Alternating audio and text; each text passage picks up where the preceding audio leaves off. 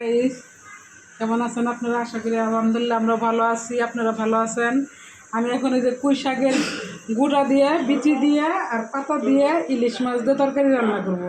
এর মধ্যে হলুদ, তারপর ধনের গুঁড়া, কাঁচামরিচ বাটা, পেঁয়াজ বাটা, আদা রসুন বাটা, লবণ সব দিয়ে দিচ্ছি। আমি মাছ কষায় নেব।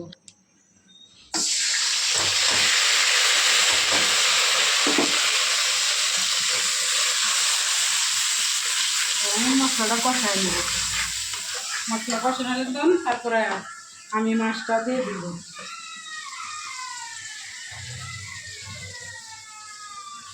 এখানে শাক, এখানে মাছ, আমরা এখানে মশলাগুলো কষাই নিতেছি।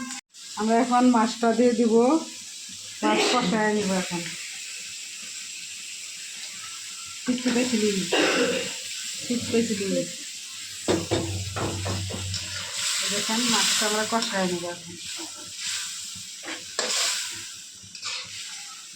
আমাদের মাছ কষানো হয়ে গেছে, দেখতে থাকুন।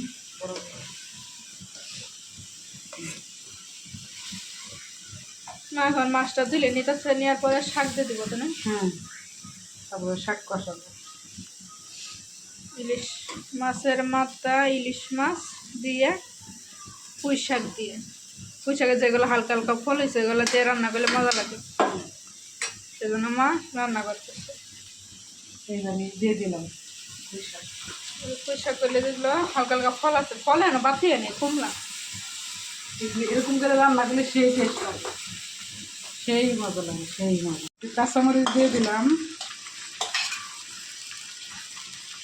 ভালো করে নাড়াচাড়া করে নিতেছে মা। ভালো করে কষায় নিতেছি। তারপরে দিয়ে দেবো লাস্টে, দেরি আছে। আমাদের মাছটা এখন দিয়ে দিব তরকারিতে।